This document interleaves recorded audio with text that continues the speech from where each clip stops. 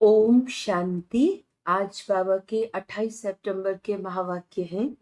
बाबा ने कहा, मीठे बच्चे, जब तुम नंबरवार सतो प्रधान बनेंगे तब ये नेचुरल कैलेमिटी व विनाश का फोर्स बढ़ेगा और ये पुरानी दुनिया समाप्त होगी। प्रश्न है, कौन सा पुरुषार्थ करने वालों को बाप का पूरा वर्षा प्राप्त होता है? उत्तर है, पूरा वर्षा लेना है तो पहले बाप को अपना वारिस बनाओ, अर्थात जो कुछ तुम्हारे पास है वह सब बाप पर बलिहार करो। बाप को अपना बच्चा बना लो तो पूरे वर्षे के अधिकारी बन जाएंगे। दूसरा, संपूर्ण पवित्र बनो तब पूरा वर्षा मिलेगा। संपूर्ण पवित्र नहीं तो मोचरा खाकर थोड़ी सी मानी यानी कि मिल जाएगी। ओम शांति। बच्चों को सिर्फ एक की याद में नहीं बैठना है, तीन की याद में बैठना है। हल एक ही है, परंतु तुम जानते हो वह बाप भी है, शिक्षक भी है, सतगुरु भी है। हम सबको वापस ले जाने आए हैं। यह नई बात तुम ही समझते हो। बच्चे जानते हैं वह जो भक्ति सिखाते हैं, शास्त्र सुनाते हैं, वह सब है मनुष्य। इनको तो मनुष्य नहीं कहेंगे ना, ये तो है निराकार। निराकार आत्माओं को बैठ पढ़ाते हैं। आत्मा शरीर द्वारा सुनती है। यह ज्ञान बुद्धि में होना चाहिए। अभी तुम बेहद के बाप की याद में बैठे हो। बेहद के बाप ने कहा है, रूहानी बच्चों, मुझे याद करो तो पाप कट जाए। यहाँ शास्त्र आदि की कोई बात नहीं। जानते हो, बाप हमको राजयोग सिखला रहे हैं। कितना भारी टीचर है। ऊंचते ऊंच तो पद भी ऊंचते ऊंच प्राप्त कराते हैं। जब तुम सतो प्रधान बन जाएंगे नंबरवार पुरुषार्थ अनुसार, तब फिर लड़ाई लगेगी। नेचुरल कैलेमिटीज भी होंगी। याद भी जरूर करना है। बुद्धि में सारा ज्ञान भी होना चाहिए। सिर्फ एक ही बार पुरुषोत्तम संगम युग पर बाप आकर समझाते हैं नई दुनिया के लिए। छोटे बच्चे भी बाप को याद करते हैं। तुम तो समझदार हो, जानते हो बाप को याद करने से विकर्म विनाश होंगे और बाप से ऊंच पद पाएंगे। यह भी जानते हो, इन लक्ष्मी नारायण ने नई दुनिया में जो पद पाया है वह शिव बाबा से ही पाया है। ये लक्ष्मी नारायण ही फिर 84 का चक्र लगाकर अभी ब्रह्मा सरस्वती बने हैं। यही फिर लक्ष्मी नारायण बनेंगे। अभी पुरुषार्थ कर रहे हैं। सृष्टि के आदि मध्य अंत का तुमको ज्ञान है। अब तुम अंधश्रद्धा से देवताओं के आगे माथा नहीं झुकाएंगे। देवताओं के आगे मनुष्य जाकर अपने को पतित सिद्ध करते हैं। कहते हैं, आप सर्वगुण संपन्न हो, हम पापी विकारी हैं, कोई गुण नहीं है। तुम जिनकी महिमा गाते थे, अभी तुम स्वयं बन रहे हो। कहते हैं, बाबा ये शास्त्र आदि कब से पढ़ना शुरू हुआ है? बाप कहते हैं, जब से रावण राज्य शुरू हुआ है। यह सब है भक्ति की सामग्री। तुम जब यहाँ बैठते हो तो बुद्धि में सारा ज्ञान धारण होना चाहिए। यह संस्कार आत्मा ले जाएगी। भक्ति के संस्कार नहीं जाने हैं। भक्ति के संस्कार वाले पुरानी दुनिया में मनुष्यों के पास ही जन्म लेंगे। यह भी जरूर है, तुम्हारी बुद्धि में ये ज्ञान का चक्र चलना चाहिए। साथ साथ बाबा को भी याद करना है। बाबा हमारा बाप भी है। बाप को याद किया तो विकर्म विनाश होंगे। बाबा हमारा टीचर भी है, तो पढ़ाई बुद्धि में आएगी और सृष्टि चक्र का ज्ञान बुद्धि में है, जिससे तुम चक्रवर्ती राजा बनेंगे। याद की यात्रा चल रही है। ओम शांति। भक्ति और ज्ञान बाप को कहा जाता है ज्ञान का सागर। उनको भक्ति का सारा मालूम है। भक्ति कब शुरू हुई, कब पूरी होगी, मनुष्यों को ये पता नहीं। बाप ही आकर समझाते हैं। सतयुग में तुम देवी देवता विश्व के मालिक थे। वहां भक्ति का नाम नहीं, एक भी मंदिर नहीं था। सब देवी देवता ही थे। पीछे जब आधी दुनिया पुरानी होती है, यानी 2500 वर्ष पूरे होते हैं, अथवा त्रेता और द्वापर का संगम होता है, तब रावण आता है। संगम तो जरूर चाहिए। त्रेता और द्वापर के संगम पर रावण आते हैं, जबकि देवी देवता वाम मार्ग में गिरते हैं। ये सिवाय तुम्हारे कोई नहीं जानते। पाप भी आते हैं कलयुग अंत और सतयुग आदि के संगम पर, और रावण आता है त्रेता और द्वापर के संगम पर। अब उस संगम को कल्याणकारी नहीं कहेंगे, उनको तो अकल्याणकारी ही कहेंगे।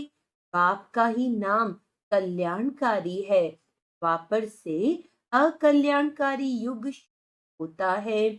बाप तो है चैतन्य बीज रूप, उनको सारे झाड़ की नॉलेज है।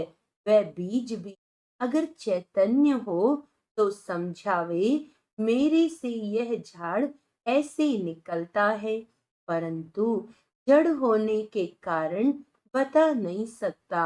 हम समझ सकते हैं कि बीज डालने से पहले झाड़ छोटा सा निकलता है, फिर बड़ा हो फल देना शुरू करता है, परंतु चैतन्य ही सब कुछ बता सकते हैं। दुनिया में तो आजकल मनुष्य क्या क्या करते रहते हैं, इन्वेंशन निकालते रहते हैं, चंद्रमा में जाने की कोशिश करते हैं। ये सब बातें अभी तुम सुन रहे हो। चंद्रमा तरफ कितना ऊंचा लाखों माइल्स तक चले जाते हैं जांच करने के लिए कि देखें चंद्रमा क्या चीज है। समुद्र में कितना दूर तक जाते हैं, जांच करते हैं, परंतु अंत पा नहीं सकते। पानी ही पानी है। एरोप्लेन में ऊपर जाते हैं, उन्हों को पेट्रोल इतना डालना है जो फिर वापस भी आ सके। आकाश बेहद है ना, सागर भी बेहद है। जैसे ये बेहद का ज्ञान सागर है, वह है पानी का बेहद का सागर। आकाश तत्व भी बेहद है, धरती भी बेहद है। चलते जाओ, सागर के नीचे फिर धरती है। पहाड़ी किस पर खड़ी है? धरती पर। फिर धरती को खोदते हैं तो पहाड़ निकल आता है, उसके नीचे फिर पानी भी निकल आता है। सागर भी धरनी पर है, उसका कोई अंत नहीं पा सकते हैं कि कहाँ तक पानी है, कहाँ तक धरती है। परमपिता परमात्मा जो बेहद का बाप है, उनके लिए बेअंत नहीं रहेंगे। मनुष्य भल कहते हैं ईश्वर बेअंत है, माया भी बेअंत है। तुम समझते हो ईश्वर तो बेअंत हो ही नहीं सकता। बाकी आकाश बेअंत है। ये 5 तत्व हैं, आकाश वायु। तो ये 5 तत्व तमो प्रधान बन जाते हैं। आत्मा ही तमो प्रधान बनती है, फिर बाप आकर सतो प्रधान बनाते हैं। कितनी छोटी आत्मा है, 84 जन्म भोगती है। ये चक्र फिरता ही रहता है। ये अनादि नाटक है। इसका अंत नहीं होता। ये परंपरा से चला आता है। कब से शुरू हुआ ये कहें तो फिर अंत भी हो। बाकी ये बात समझानी है, कब से नई दुनिया शुरू होती है फिर पुरानी होती है। ये 5000 वर्ष का चक्र है जो फिरता ही रहता है। अभी तुम जानते हो, बाकी उन्होंने तो तुक्का यानी गपोड़ा लगा दिया है। शास्त्रों में लिखा है कि सतयुग की आयु इतने लाखों वर्ष है, तो मनुष्य से सुन के उनको ही सच समझ लेते हैं। ये पता नहीं पड़ता भगवान कब आकर अपना परिचय देंगे। न जानने के कारण कह देते हैं कलयुग की आयु 40,000 वर्ष अभी पड़ी है। जब तक तुम न समझाओ, अभी तुम निमित्त हो समझाने के लिए कि कल्प 5000 वर्ष का है, न कि लाखों वर्ष का है। भक्ति मार्ग की कितनी सामग्री है। मनुष्यों को पैसा होता है तो फिर खर्चा करते हैं। बाप कहते हैं, मैं तुमको कितने पैसे देकर जाता हूँ। बेहद का बाप तो जरूर बेहद का वर्षा देंगे। इसमें इससे सुख भी मिलता है, आयु भी बड़ी होती है। बाप बच्चों को कहते हैं, मेरे लाडले बच्चों, आयुष्मान भव। वहां तुम्हारी आयु 150 वर्ष है, कभी काल नहीं खा सकता है। बाप वर देते हैं, तुमको आयुष्मान बनाते हैं, तुम अमर बनेंगे। वहां कभी अकाल मृत्यु नहीं होगी। वहां तुम बहुत सुखी रहते हो। इसीलिए कहा जाता है सुख धाम। आयु भी बड़ी होती, धन भी बहुत मिलता है, सुखी भी बहुत रहते हो, कंगाल से सिरताज बन जाते हो।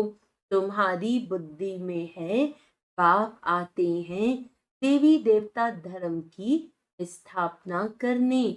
वह तो जरूर छोटा झाड़ होगा। वहां है ही एक धर्म, एक राज्य, एक भाषा। उसको ही कहा जाता है विश्व में शांति। सारे विश्व में हम ही पाठधारी हैं। ये दुनिया नहीं जानती। अगर जानती हो तो बताए कब से हम पाठ बजाते आए हैं। अभी तुम बच्चों को बाप समझा रहे हैं। गीत में भी है ना, बाबा से जो मिलता है तो और कोई से नहीं मिलता। सारी पृथ्वी, आसमान, सारी विश्व की राजधानी दे देते हैं। ये लक्ष्मी नारायण विश्व के मालिक थे। फिर बाद में जो राजाएं आदि होते हैं वे भारत के थे। गायन भी है, जो बाबा देते हैं वे और कोई दे ना सके। बाप ही आकर प्राप्ति कराते हैं। तो ये सारा ज्ञान बुद्धि में रहना चाहिए, जो कोई को भी समझा सको। इतना समझने का है। अब समझा कौन सकते हैं? जो बंधन मुक्त हो। बाबा के पास जब कोई आते हैं तो बाबा पूछते हैं कितने बच्चे हैं, तो कहते हैं 5 बच्चे अपने हैं और छठा बच्चा शिव बाबा है। तो जरूर सबसे बड़ा बच्चा ठहराना। शिव बाबा के बन गए तो फिर शिव बाबा अपना बच्चा बनाए, विश्व का मालिक बना देते हैं। बच्चे वारिस हो जाते हैं। यह लक्ष्मी नारायण शिव बाबा के पूरे वारिस हैं। आगे जन्म में शिव बाबा को सब कुछ दे दिया तो वर्षा जरूर बच्चों को मिलना चाहिए। बाबा ने कहा, मुझे वारिस बनाओ, फिर दूसरा कोई नहीं। कहते, बाबा ये सब कुछ आपका है, आपका फिर हमारा है। आप हमको सारी विश्व की बादशाही का वर्षा देते हो, क्योंकि तुमको जो कुछ था वह दे दिया। ड्रामा में नोंद है ना, अर्जुन को विनाश भी दिखाया तो चतुर्भुज भी दिखाया। अर्जुन कोई और तो नहीं है, इनको साक्षात्कार हुआ। देखा राजाई मिलती है तो क्यों न शिव बाबा को वारिस बनाऊं। वह फिर हमको वारिस बनाते हैं। ये सौदा तो बहुत अच्छा है।